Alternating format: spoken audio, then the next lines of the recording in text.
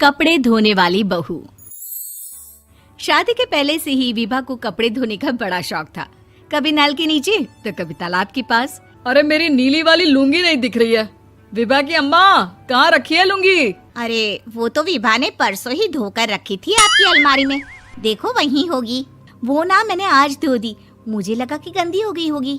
अरे कैसे गंदी हो गई थी? उसे तो मैंने पहना भी नहीं। हे भगवान, इस लड़की के कपड़े धोने की आदत से परेशान हो गया हूँ मैं। जितना तो घर में राशन नहीं आता उससे कहीं ज्यादा डिटर्जेंट पाउडर का खर्चा है।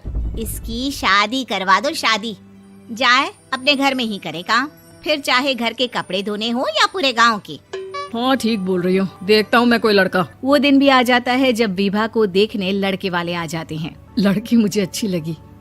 होने वाली सास कहती है, बेटी अगर कुछ पूछना है तो पूछ लो। वैसे तो हमारी लड़की बहुत ही शर्मिली है, जो बोल दो वो मान लेती है, इसे क्या पूछना होगा। अरे कैसी बात कर रही हो माँ, मुझे इन लोगों के घर रहना है, सवाल तो कई है। हाँ हाँ बेटा पूछ लो ना, क्या पूछना है। आप लोगों के घर कपड़े कौन धोता है? सास का मुंह बन जाता है। देखो अगर तुम ये कहना चाहती हो कि तुम्हें कपड़े धोने नहीं आते तो सुन लो, कपड़े मैं ही धोती हूँ, लेकिन तुम्हारे आ जाने के बाद मैं रुमाल तक नहीं धोऊंगी। अरे चुप रहना भाग्यवान, बहू बेचारी घर आई नहीं, उसे डराना शुरू कर दिया। वो क्या है ना बिटिया, अभी तक तो ये कल्लू की माँ ही धोती थी, लेकिन अब तुम्हारे पापा तो दहेज में वॉशिंग मशीन देंगे ही। तभी विभा की माँ बोल पड़ती है, सवाल भी पूछा तो क्या। वैसे भाई साहब, मशीन की तो फिर भी कपड़े धोने की कैपेसिटी होती है। मतलब जो बिटिया दे रहे हैं ना विभा, इसे कपड़े धोने का बहुत शौक है। ये आप लोगों के क्या, आस पड़ोस गांव मोहल्ले सबके कपड़े धो दे और उफ तक ना करे। बाहर देखा नहीं आपने कितने कपड़े सूख रहे हैं? सब हमारी बिटिया ने ही तो धोए हैं। बस भी करो ना माँ, शर्म आ रही इतनी तारीफ सुनकर। और तो और एक दाग निकाल कर दिखाओ तो मान जाओ। हाँ अच्छा अच्छा, माफ करना बेटा, मैंने गलत समझा। हमें तो रिश्ता बहुत पसंद है। और ऐसे जुड़ जाता है रिश्ता कपड़े धोने का शौक रखने वाली विभा का। उसकी शादी हो जाती है कोयला फैक्ट्री में काम करने वाले कल्लू के साथ। शादी के बाद अचानक विभा चिल्लाती हुई सास के पास आती है। सासू माँ, अरे सासू माँ कहाँ है आप? ये तो धोखा है, धोखा दिया आप लोगों ने मुझे। इसे ससुर के चक्कर के बारे में पता चल गया। अरे तो उसमें तुझे क्यों धोखा मिला है? अरे नल में पानी नहीं आता, कपड़े कैसे कब धुलेंगे? अच्छा अच्छा, तू पानी नहीं आ रहा उसकी बात कर रही है। तो आपने क्या सोचा? कुछ नहीं। अच्छा तेरी माँ ने कहा था कि कपड़े धोने का शौक है तुझे, याद आया मुझे। शौक शौक बोलकर कपड़े धोने वाले मेरे जुनून को कम ना आके सासू माँ, कपड़ा धोना मेरा गुरूर है।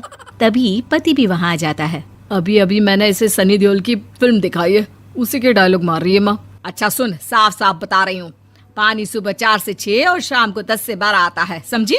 विभा टाइमिंग सुनकर हैरान हो जाती है। ये क्या भूतों का मोहल्ला है? सुबह 4 बजे उठकर कौन कपड़े धोता है? 4 बजे टंकी में पानी जाता है, फिर सारा दिन धोना ना, किसने मना किया?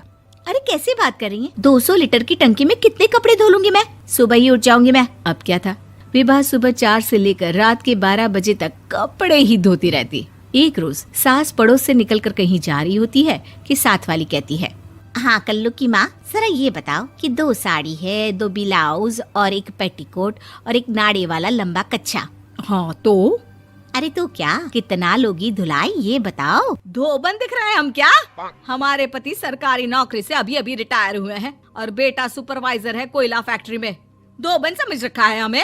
हाय रे कल्लू की अम्मा, माफ कर दो, वो तो मोहल्ले में यही सब बता रहे थे कि तुमने बहू को कपड़ा धुलवाने के काम में लगा दिया है। सास को पड़ोसन की बात सुनकर गुस्सा आ जाता है। वो घर पहुंचती है जहां घर के बाहर ही इतने सारे कपड़े सूख रहे होते हैं जितने कि किसी धोबन के घर पर। अरे ओ कल्लू की दुल्हन, बाहर निकल। माँ जी यहीं आ जाओ, बाथरूम में चादर धो रहे हैं हम। अरे अभी हम धोते हैं, तुमको बाहर निकलो। ये आस पड़ोस वाले बोल रहे हैं कि हम बहू से कपड़े धुलवा धुलवा कर उसे कपड़ा धोने वाली बना दिए हैं। अरे छोड़ो ना माँ जी, किन लोगों की बातों में आती हो? आस पास के लोगों का तो काम ही होता है कि वो किसी तरह सास बहू को लड़ा दे। बहू सारे घर के कपड़े धोती है, ये क्या कम है? बोलिए। सास को भी लग जाता है कि वो बहू का ये सनकीपन नहीं छुड़वा सकती, इससे अच्छा है कि खुद ही चुप हो जाए।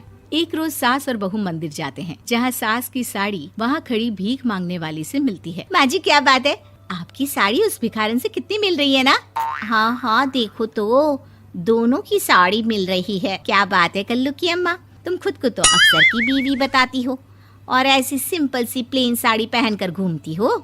सिंपल और प्लेन नहीं है ये साड़ी। तो क्या सोने के धागे से फूल बने हैं? कुछ भी सासू माँ, कुछ भी।